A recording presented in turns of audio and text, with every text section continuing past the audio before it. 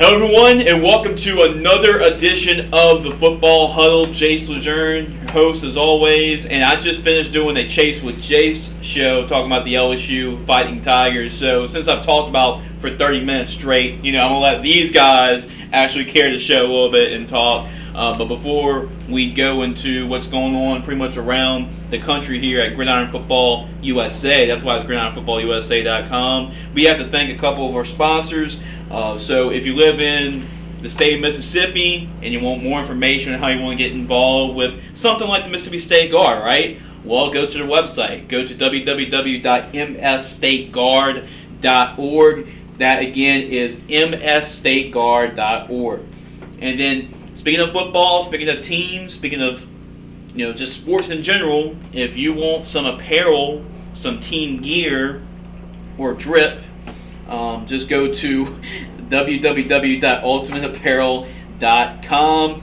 Go see Terrence. Terrence does an excellent job. Actually provides uniforms for our bowl games each and every year. I'm excited to see what Terrence does for this year's Gridiron Football All-American Bowl game. And then finally, Mr. Willie Johnson Jr., one of our biggest fans here at Gridiron Football, and the Johnson Law Group. Excellence and hope in action is their motto, and that is their call as well. When it comes to catastrophic injuries, they handle civil litigation, 18-wheeler, vehicle accidents, you name it.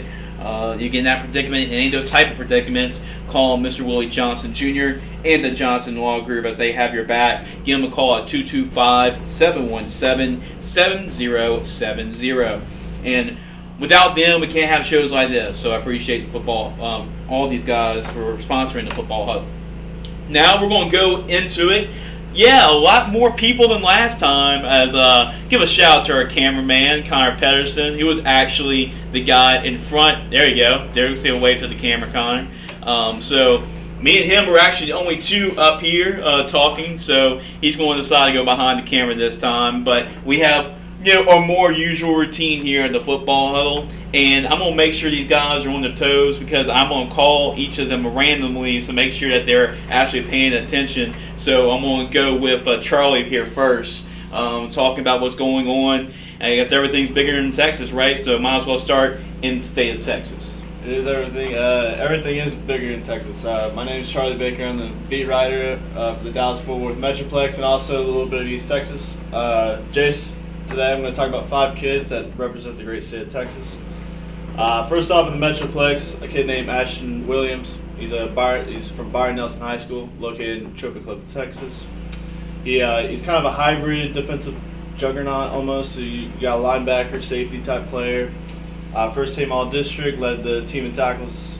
When I asked who's a guy you can compare yourself to, and honestly, just watching the tape, he looks like a Jamal Adams type guy. Jamal Adams, the Dallas-Fort Worth Metroplex guy. He flies off your screen, sideline to sideline kid, and he's got offers from Colorado, SMU, Texas Tech, and I mean that's just a start for him. So for the next kid, we got Haas Haney. He's a Lido quarterback coming off a state championship title with the Eagles, and so he was the first-year starter, led the team to a state title. He just actually recently flipped his commitment from Duke to TCU. So okay. He's going to be a future Horned Frog. He's a dual-threat kid. He can do both his arm and his legs, so a very good addition for the Horned Frogs. The next kid out of East Texas is KJ Edwards. He's a Carthage running back. He actually only appeared in 2 varsity games, but during the state championship game for Carthage when they won, he ran out for a big touchdown. So just a true sophomore this upcoming fall. He's going to be a very good kid for them. He's already got offers from Nebraska, SMU, and Texas Tech, and after just his freshman year. So he's got a bright future ahead of him. The next kid, staying in the East Texas area, Cole Watson. He plays both sides of football for Tatum. He's a quarterback and a linebacker. At the quarterback position, he's a lot like a Jalen Hurts. He can do it with his arm, but he loves to run the football and lower his shoulder to anyone he wants to. Mm-hmm. He's a really cool little tape to watch, and Another kid going into his senior year, he's trying to make a big splash for some offers. So Okay. And the last kid I'm talking about today is Ryan Ventura. He's back to the Metroplex. He's considered an athlete for Keller. He plays baseball and football for the school. Very athletic kid. When I asked his coach, what position he plays, he said safety, running back, kick returner, punt returner. He does it all. Here's the stats from this past season: 132 tackles, 4 touchdowns, 3 interceptions, 2 blocked field goals, 2 forced fumbles, Wow. and a sack. Wow. He's everywhere. His tape was awesome too. So, very fun kid to watch. And I mean, this is just a little sneak peek of what is in Texas. So.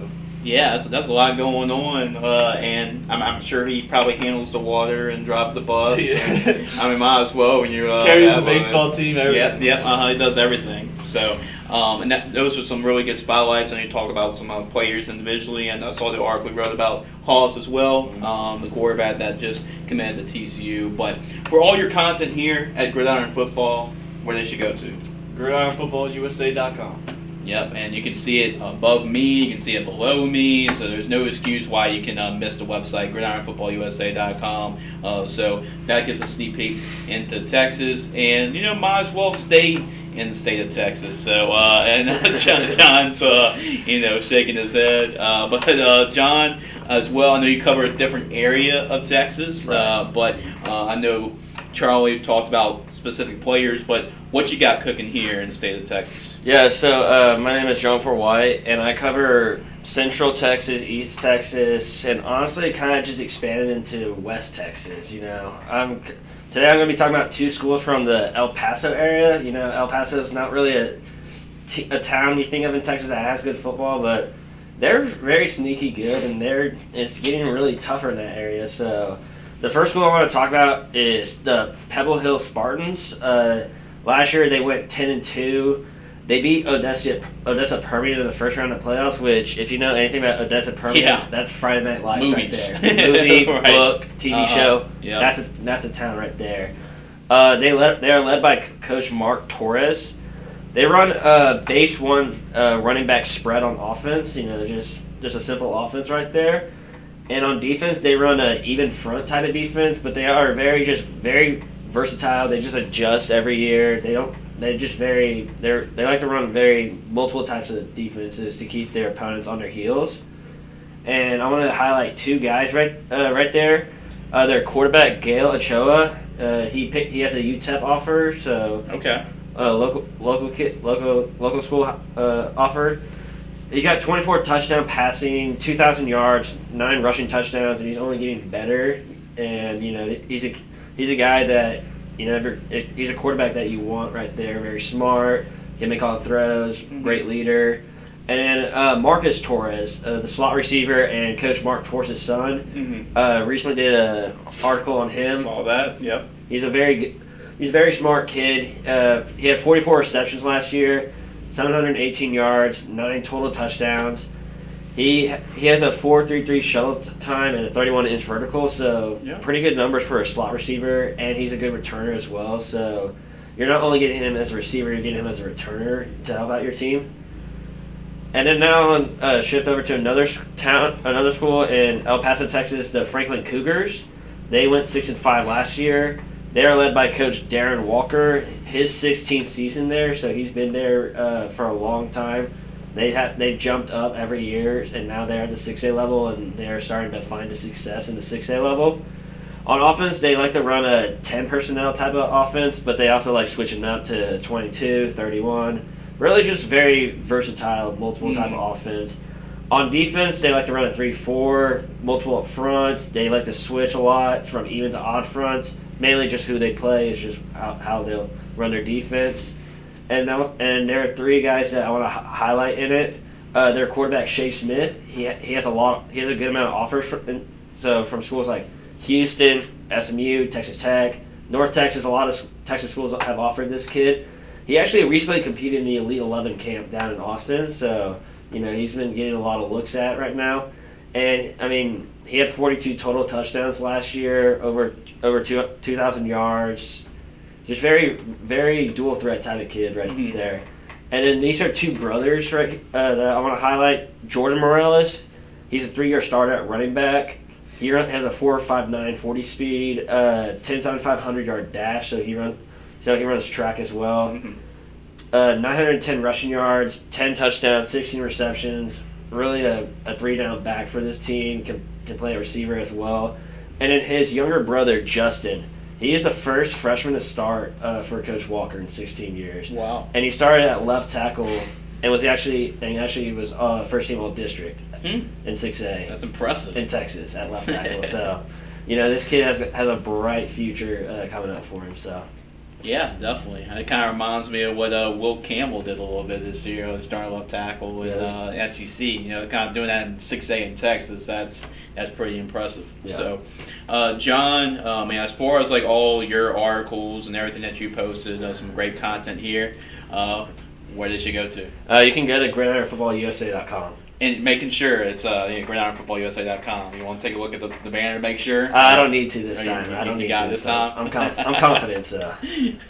Well, John does an excellent job for us in posting content, a lot of content, sometimes more than the required number, but he does an excellent job for us in covering the state of Texas. And now we're going to cross over into Mississippi, with Bailey here. Yeah, but I was going to make sure see which one was coming next. I know they're kind of expecting it. So, Bailey, I know Connor talked a lot in depth with me last week on the football huddle about the state of Mississippi. So, what you got going on as the other beat writer in Mississippi? Yeah. So, as Jace said, I'm Bailey Tabor, the other beat writer for Mississippi. And similar to kind of what Charlie did this week, I brought 5 athletes to kind of talk about and go in depth rather than schools this week. So, jumping straight into them, I brought 3 diamond in the roughs and 2 top 300 players. So, starting off with the diamond in the roughs, I have one 6'1", 170-pound cornerback named Skylar Husband out of Petal High School in Mississippi. He is an absolute lockdown defender. Did not allow a single touchdown last year. Not one touchdown allowed. He is just anything he breaks up. He is a very smart kid with a 3.9 GPA. He's getting already looked at from Ole Miss, Southern Miss, Memphis, has offers from Air Force and the Naval Academy. And, he's got one more year here at Petal, but he's looking phenomenal.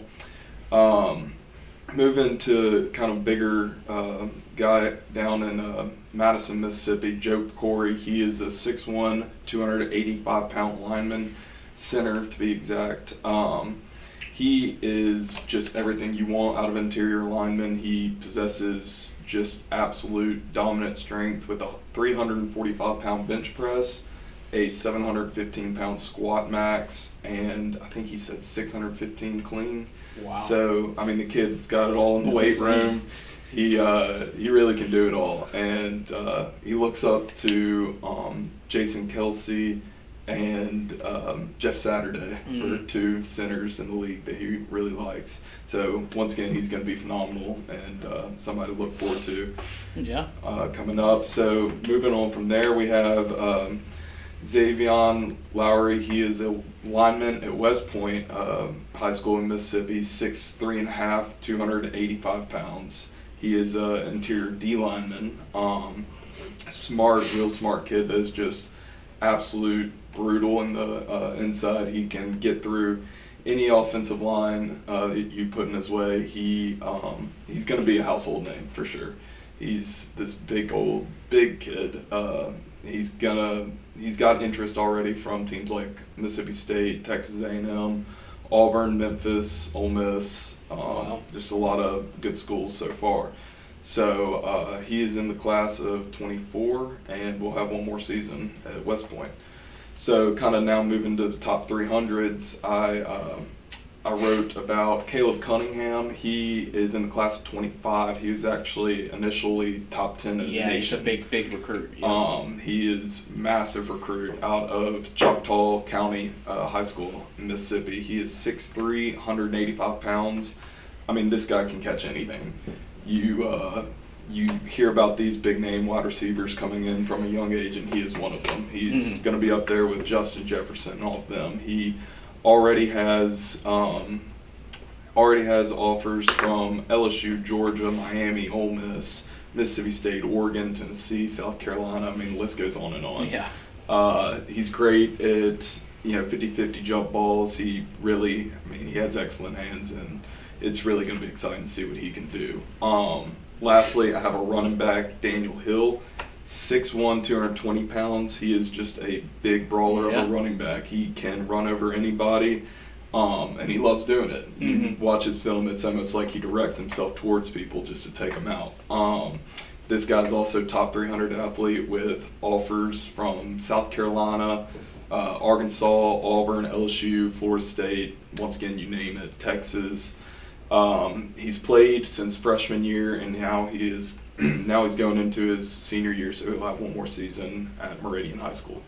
Yeah, that's some pretty good talent right there, especially the last couple of names you mentioned. Yeah. They all getting offers, and I've been seeing those articles too. So it's really good to see the top talent in Mississippi, which is really a state that's really been coming along too as of late. So all the great content here in Mississippi, for you and Connor's content from Mississippi, where they should go to. Absolutely, www.gridironfootball.com, and check us out. Click on the Mississippi tab and look at everything from me and Connor.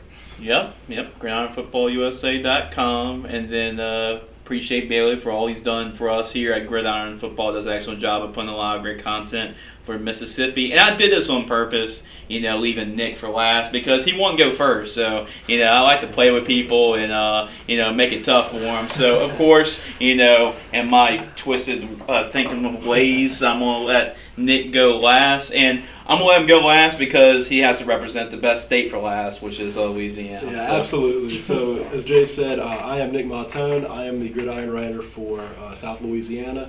So I didn't bring a whole lot to talk about today. I just have one school and then one prospect.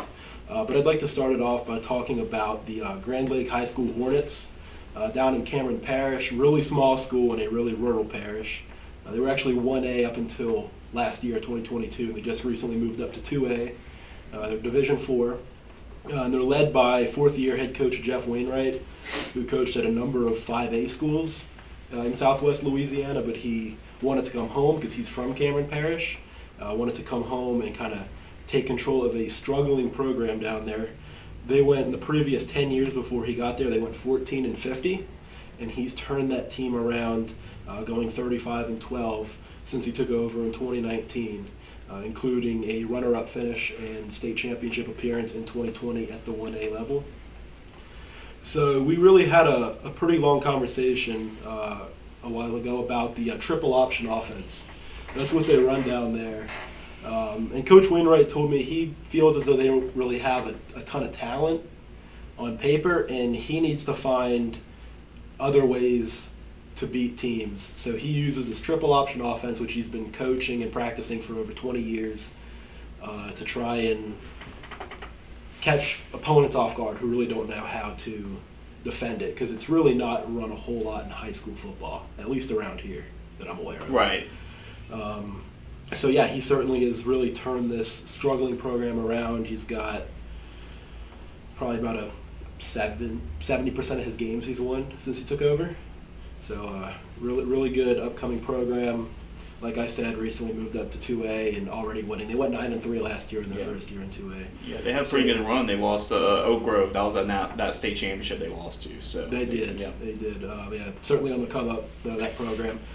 And one player that Coach Wainwright really liked to talk about and really important to his offense is actually the fullback, Ian Vigo. He's in the class of 2024, so he's got 1 year of eligibility left. And usually in a modern offense, the fullback isn't really used a whole lot, but the triple option they are. So this fullback gets a lot of times double-digit carries a game, and he's used in pretty much every short yard situation. This is a team that runs a lot. They only throw the ball about 5 times a game, but they average, Coach Wainwright said, about 40 to 50 yards of completion, because they always catch teams off guard with the throw. So just kind of shifting gears, I got one prospect I'd like to talk about real quick. It's Terry Snowden. He's kind of a box safety / inside linebacker. for the Letcher High Bulldogs here in Louisiana. So he was a first-team All-District last year. He had 99 tackles, 4 tackles for a loss, 3 pass breakups, and a forced fumble. And he recently visited UL in Lafayette and Grambling. And he doesn't have any offers yet, but those should be coming soon. And he is class of 25, so he's got a lot of time left to kind of gain offers and get some film on him and all that. So I just wanted to kind of shout him out real quick because he is probably the most accomplished prospect I've interviewed in a while. Yeah, and he's just coming off a state championship too. Oh, that too, absolutely. Mm-hmm. Yep, with the Letcher Bulldogs, but that Terry was one of their top defenders as well. Had a great job, great game in the state championship game, and he was one of the players that we interviewed at the 7-on-7 tournament too. Absolutely, and you can watch that interview on our YouTube channel, Gridiron Football USA, and you can read the article I did on him, as well as a lot of other articles at gridironfootballusa.com. There you go, beat the question. So I like that, Nick. So really do.